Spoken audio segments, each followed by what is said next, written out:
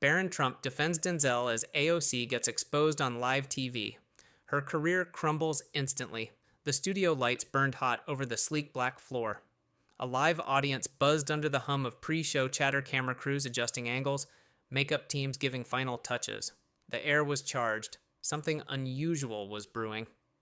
CNN's flagship live interview show was about to begin, but this wasn't just another round of political banter. Tonight, two American figures from starkly different legacies were about to collide. On the left side of the stage, Representative Alexandria Ocasio-Cortez, known to the world as AOC, adjusted her mic with the polished ease of a media veteran. Her dark eyes scanned the crowd with intent. Dressed in a pristine cream pantsuit, her aura exuded command. The youngest woman ever elected to Congress, a cultural icon for progressives, and tonight she was ready to make a statement, the kind that couldn't be ignored. To her right, Denzel Washington sat with hands calmly clasped. Not the actor, but the real-life former military man, federal prosecutor, and national security expert, whose loyalty to the United States had been proven time and time again in courts, on battlefields, and behind classified doors. Denzel wasn't there to entertain. He was there to debate, and he had come prepared. Between them sat Barron Trump. Now in his early 20s, no longer the teenager the world remembered, but a composed, surprisingly articulate young man. He wasn't running for anything, but he had something to say. And as the cameras went live, it was clear so did AOC. "Let's be honest," she began, her voice clear and cutting before the host could even offer introductions. "We keep pretending that loyalty to this country is something you can buy with medals or titles, but what matters is whether someone really understands America, whether they are America." A hush swept through the audience, and sometimes, she continued, eyes flicking to Denzel, that means asking hard questions, like why someone who didn't grow up in the American experience thinks they have the right to define it for everyone else. There it was, the first blow. Denzel didn't flinch, neither did Barron. But the air snapped tight. Host Miles Kinley, clearly caught off guard, tried to steer the ship. "Congresswoman Ocasio-Cortez, let's start with policy." "Policy is identity," AOC cut in, smiling thinly. "Especially when people spend their whole lives pretending to be part of something they never really belong to." It wasn't subtle. It wasn't even coded. It was a direct shot at Denzel's patriotism, questioning whether he, a black man from Mount Vernon with military credentials and a record of service longer than some Senate terms, had the right to speak for real Americans. A murmur rippled through the audience. Barron leaned forward. "May I?" he asked, calm but firm. The host gestured. "You know," Barron began, voice deeper than expected, "when someone dedicates their life to this country, sheds blood for it, prosecutes its enemies, and protects it from within, that is the American experience." His gaze turned to AOC, measured, not mocking. "My father gets accused of everything under the sun, some of it fair, but even he knew that loyalty isn't inherited, it's earned. Denzel didn't just earn it, he defined it." The crowd stirred, but AOC wasn't done. "It's very touching," she replied, her tone laced with condescension. "But patriotism isn't a script, Mr. Trump. You don't just memorize the flag and call it your birthright." Denzel finally spoke. "And neither do you, Congresswoman." His voice was quiet, authoritative. "Because if we're talking about who truly belongs, maybe we should ask, what have you sacrificed? What have you given to this country beyond speeches and hashtags?" AOC opened her mouth, but before she could answer, a voice cut through from the wings. "Actually," came a thick Spanish accent, "I think America deserves the whole truth." The camera whipped to stage left as a man stepped forward. Mid-40s, tan suit, piercing eyes. "Miguel Rivera," he introduced himself. "Immigrant, former campaign staffer, and the guy who saw everything from the inside." AOC went rigid. "You want to talk about authenticity," Miguel said, pulling a folded paper from his pocket. "Then let's talk about your application to Boston University, the one where you listed your residence in Westchester, not the Bronx." A gasp. "Let's talk about how you used a narrative of struggle to win sympathy and votes while hiding the truth about your upper-middle-class upbringing." Denzel didn't move. Barron looked stunned. AOC tried to interject, but Miguel was rolling. Let's talk about how you told immigrant voters that you understood their pain while you were being chauffeured to debate prep in a BMW. The studio was silent. Miguel held up the paper. You want to challenge Denzel's Americanness, a man who bled for this country? Then maybe you shouldn't have spent your whole career faking your own. The camera panned to AOC. Her expression was frozen jaw tight, knuckles white. Miguel stepped back. Denzel folded his hands. Barron gave a slow nod, and the audience live and across America knew they weren't just watching a show. They were watching a reckoning. A moment passed in loaded silence. The camera slowly zoomed in, capturing every detail of Denzel's still composed face and the stiff set of AOC's jaw. She'd come to dominate the stage. She didn't expect to be challenged not by him, and certainly not by someone like Barron Trump. And yet, there he was. The son of Donald Trump, long assumed to be silent and unbothered by the political crossfire of his father's legacy, leaned forward calmly. In contrast to the fire in AOC's voice and the chilling precision in Denzel's gaze, Barron carried an almost unsettling tranquility. Congresswoman Barron began his tone, measured, cultured, devoid of hostility. Do you believe that your birthplace gives you the moral authority to question someone's Americanness? AOC flinched slightly. Don't twist my words, Barron. You know very well I was talking about authenticity. Cultural roots, lived experience. Interesting, he replied, folding his hands. Because I happen to know that your roots, Congresswoman, weren't always so straightforward. The audience shifted, sensing a pivot. AOC's eyes narrowed. Whatever you're implying, I'd advise you tread carefully. But Barron didn't flinch. Carefully, always. But I believe the truth deserves to be spoken, especially when the truth is being selectively wielded as a weapon. You speak of authenticity, of cultural honesty. Then perhaps it's time America hears the full story. He turned, slightly signaling the stage crew. A monitor behind them flickered to life. A few images appeared, scanned pages, public records, archived interviews. The camera panned to them. You once claimed, Barron continued, that your family struggled in the Bronx, raised in hardship. But you attended Yorktown Heights schools. Your family relocated when you were 2. Suburban upbringing, upper middle class. Not quite the gritty hard knocks tale you built your platform on. AOC's mouth opened then closed. Denzel, for his part, remained silent, watching, assessing. Barron leaned back. It's not shameful to come from comfort. It's shameful to weaponize a false narrative to secure political capital. You've cultivated pity as a brand. That's not advocacy. That's manipulation. Gasps rippled through the studio. The tension was now a physical force. AOC tried to recover. I never denied my family worked hard to give me opportunities. That doesn't erase the cultural struggles I witnessed firsthand. But witnessing isn't the same as living, Denzel said quietly, finally entering the exchange. You diminished my sacrifices, Congresswoman, implied that my patriotism was somehow manufactured.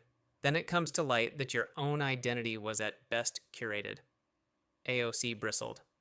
So now I'm on trial for how I grew up. How dare you, Barron cut in. No one's on trial, Congresswoman, but you made loyalty a test. You drew the line. Now you must walk it. The crowd burst into spontaneous applause. Moderator Anderson Pike, struggling to regain control, raised his voice. Let's remember, we're here to debate policy, not personal lives. Denzel turned to Pike. Anderson, when someone questions your right to belong, your name, your identity, your silence becomes complicity. I won't let it go unanswered.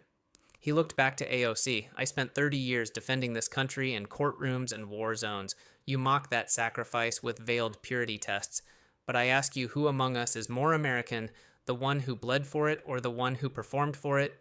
She opened her mouth, but for once no words came. Then from stage right, a voice rose from the shadows, smooth accented with hints of Andalusia. May I speak? Heads turned.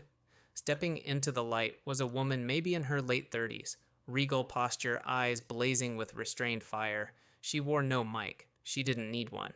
My name is Camila Estevez, she said, locking eyes with AOC.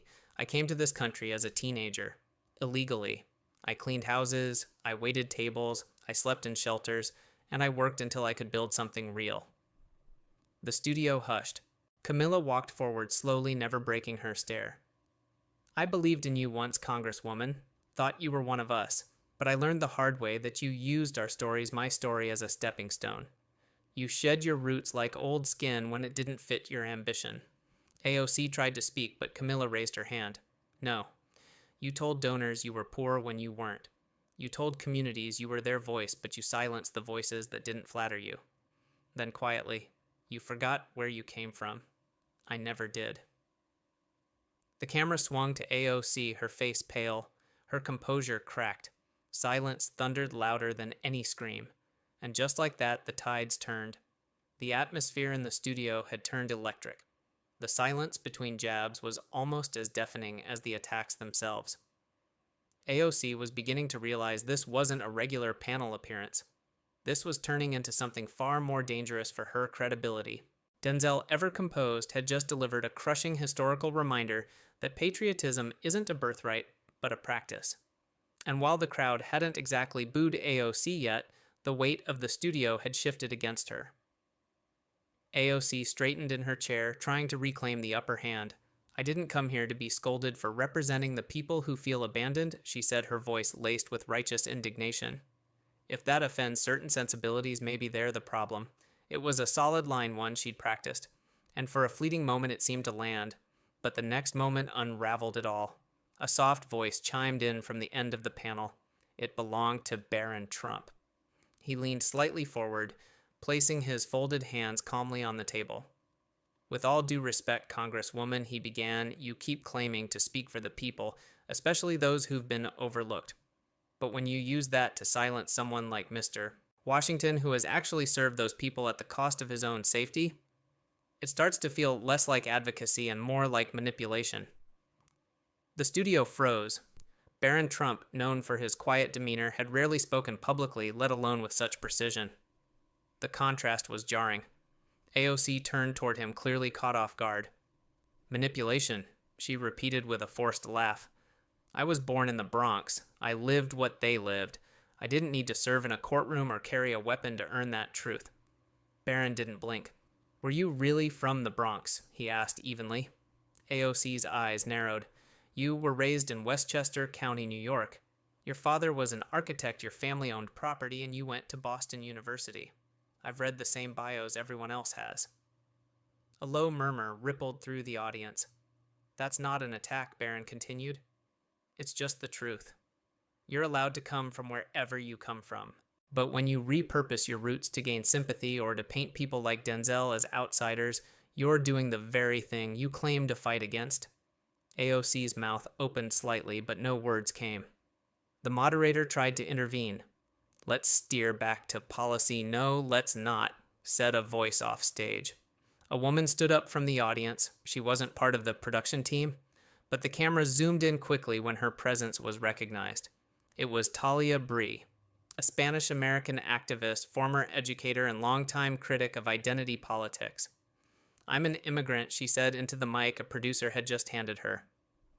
I was born in Seville. I moved to Arizona with my mother when I was 7. We struggled, I scrubbed dishes, I sold flowers on sidewalks. I never lied about it. She turned to AOC. You used to say you were from the Bronx, but when the campaign donations rolled in, suddenly Westchester disappeared.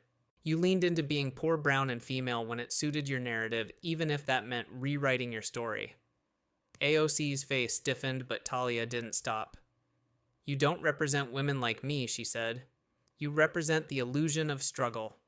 Mr. Washington doesn't need to shout about where he came from. He earned his place through sacrifice, not theater. Denzel said nothing. He didn't need to.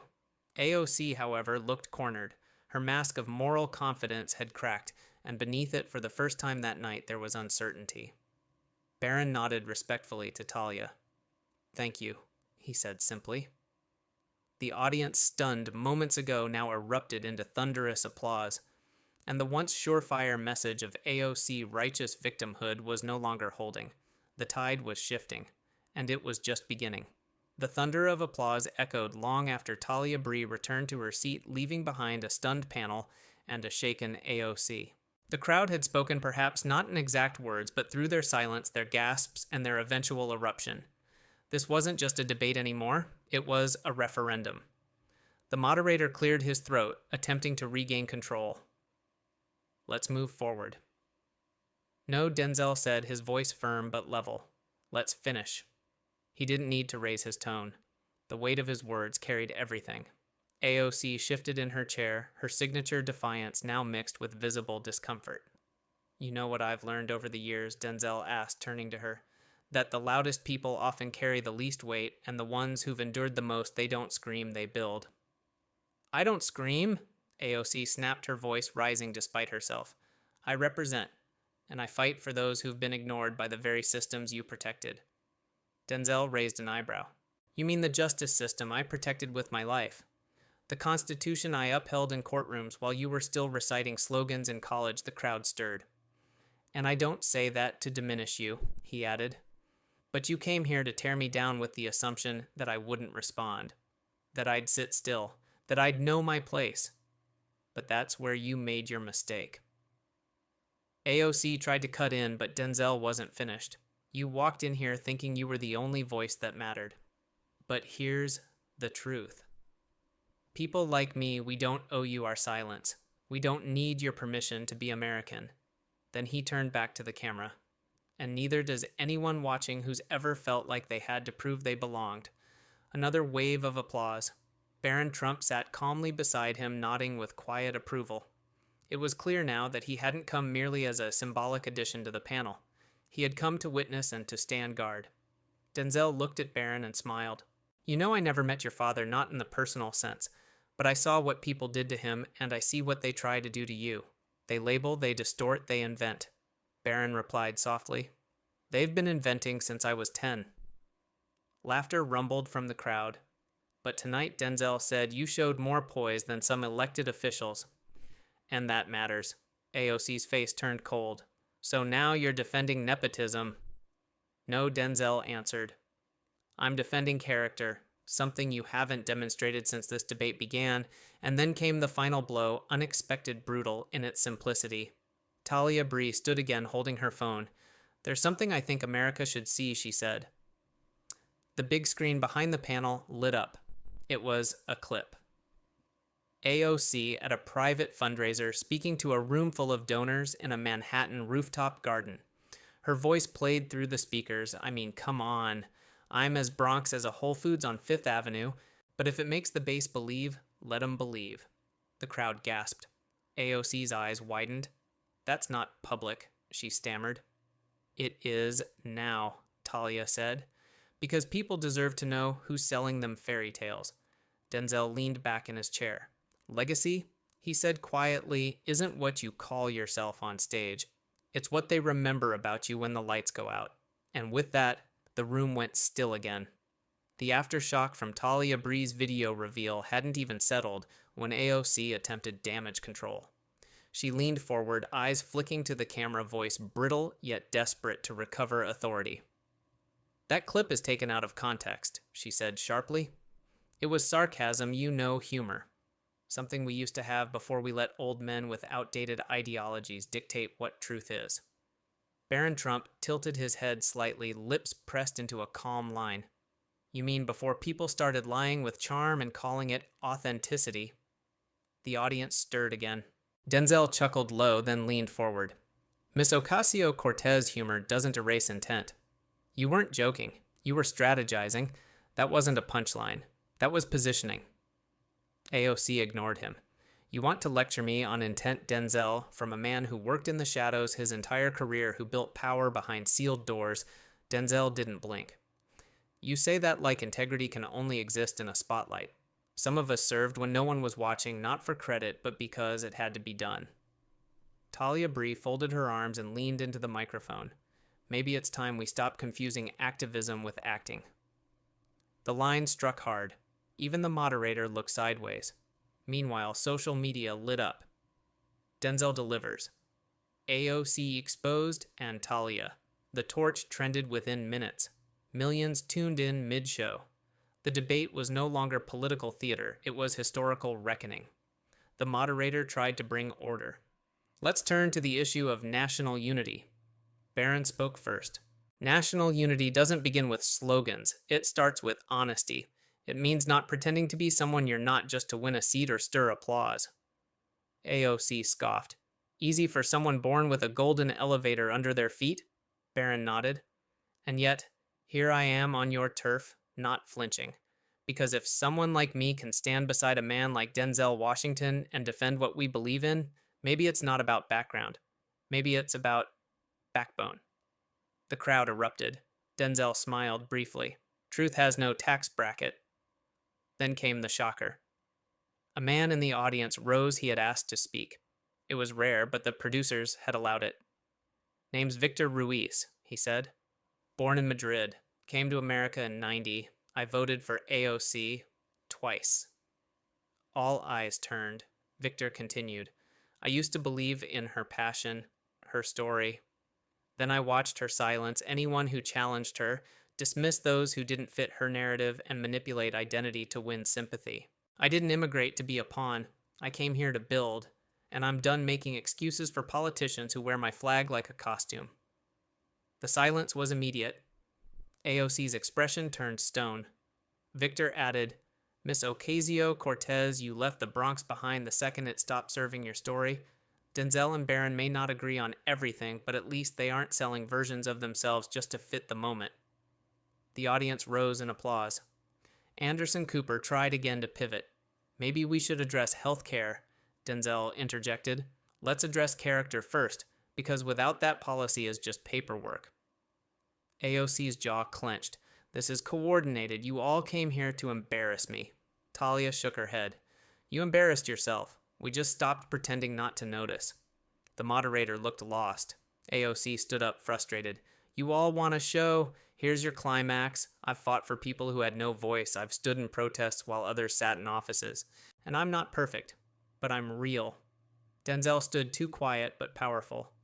Real isn't who shouts the loudest. It's who shows up when it's hardest. You built a brand. We built a life. A moment passed. Barron stood next. Let her speak, but don't mistake volume for vision. The aftershock from Talia Brie's video reveal hadn't even settled when AOC attempted damage control. She leaned forward, eyes flicking to the camera, voice brittle, yet desperate to recover authority. That clip is taken out of context, she said sharply. It was sarcasm, humor. Something we used to have before we let old men with outdated ideologies dictate what truth is. Barron Trump tilted his head slightly, lips pressed into a calm line. You mean before people started lying with charm and calling it authenticity? The audience stirred again. Denzel chuckled low, then leaned forward. Miss Ocasio-Cortez humor doesn't erase intent. You weren't joking. You were strategizing. That wasn't a punchline. That was positioning. AOC ignored him. You want to lecture me on intent, Denzel, from a man who worked in the shadows his entire career, who built power behind sealed doors. Denzel didn't blink. You say that like integrity can only exist in a spotlight. Some of us served when no one was watching, not for credit, but because it had to be done. Talia Brie folded her arms and leaned into the microphone. Maybe it's time we stop confusing activism with acting.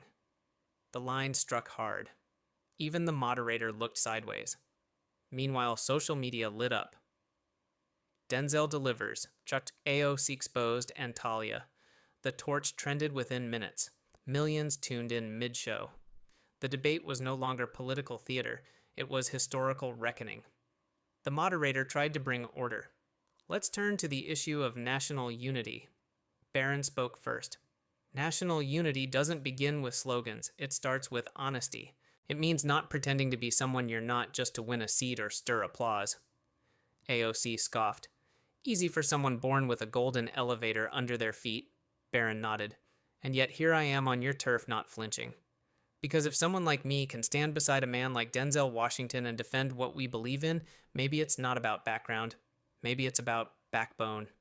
The crowd erupted. Denzel smiled briefly. Truth has no tax bracket. Then came the shocker. A man in the audience rose he had asked to speak. It was rare, but the producers had allowed it. Name's Victor Ruiz, he said. Born in Madrid. Came to America in '90. I voted for AOC twice. All eyes turned. Victor continued. I used to believe in her passion, her story. Then I watched her silence anyone who challenged her, dismiss those who didn't fit her narrative, and manipulate identity to win sympathy. I didn't immigrate to be a pawn. I came here to build. And I'm done making excuses for politicians who wear my flag like a costume. The silence was immediate. AOC's expression turned stone. Victor added, Miss Ocasio-Cortez, you left the Bronx behind the second it stopped serving your story. Denzel and Barron may not agree on everything, but at least they aren't selling versions of themselves just to fit the moment. The audience rose in applause. Anderson Cooper tried again to pivot. Maybe we should address healthcare, Denzel interjected. Let's address character first, because without that policy is just paperwork. AOC's jaw clenched. This is coordinated. You all came here to embarrass me. Talia shook her head. You embarrassed yourself. We just stopped pretending not to notice. The moderator looked lost. AOC stood up, frustrated. You all want a show? Here's your climax. I've fought for people who had no voice. I've stood in protest while others sat in offices, and I'm not perfect, but I'm real. Denzel stood too quiet but powerful. Real isn't who shouts the loudest. It's who shows up when it's hardest. You built a brand. We built a life. A moment passed. Barron stood next. Let her speak, but don't mistake volume for vision. The final moments of Part 5 didn't come with more shouting. They came with a pause, with a silence that said what words couldn't. America was watching not for politics, but for truth, and it had found it in an unexpected trio, a veteran, a son of a president, and a woman once silenced by power, now holding it up to the light. The studio went eerily silent in the seconds after Victor Ruiz sat down. It wasn't the hush of confusion. It was the stillness that follows the kind of truth no one wants to admit they ignored. For a moment, the live broadcast felt suspended in time. Anderson Cooper sat motionless. The camera operators waited. Everyone knew the air had shifted. AOC remained standing rigid. The fire that once fueled her presence was flickering. Her carefully maintained composure cracked like a mask that had stayed on too long. She looked toward Victor Ruiz, then quickly away. The studio light seemed harsher now, no longer spotlighting a champion, but exposing an illusion. I've been targeted since day one, she finally said, because I threaten the power structure. Denzel raised a brow. You're not being targeted, you're being questioned. That's democracy. Barron nodded beside him. And democracy's greatest threat is the leader who believes questioning them is betrayal. The audience rippled with quiet applause. This was no longer just a debate. It had evolved into a referendum on leadership, character, and truth. AOC's voice turned brittle. Do you think I haven't sacrificed no said Talia Brie standing now? I think you sacrificed your integrity for applause. AOC's mouth opened then closed. Denzel stepped forward. We all carry our stories. But when your story becomes a weapon, you stop being a servant and start being a brand. Barron looked at Anderson Cooper. Are we still live? We are, Anderson said, almost whispering. Good. Barron turned to camera 2. Because I want America to hear this. He faced the lens directly. I've been hated for my last name, judged by a legacy I didn't write. But tonight I stand here not to defend my family, but to defend something bigger. The truth, the right to speak without being shamed, the right to ask questions, the right to not be silenced because you don't fit the script. Victor Ruiz stood again without asking permission this time. My father died thinking America was fair. He worked 30 years laying tile and never asked for a handout. All he wanted was honesty. Watching tonight, I think he's finally getting it. Cheers erupted. Denzel raised a hand, signaling calm. Let's be clear. This isn't about party. This isn't about Trump or Biden. It's about courage. The courage to tell your truth, even when it's unpopular. Even when it costs you votes, likes, or followers. AOC sat down slowly. The fire was gone. In its place was a kind of bitter acceptance. Anderson Cooper spoke next.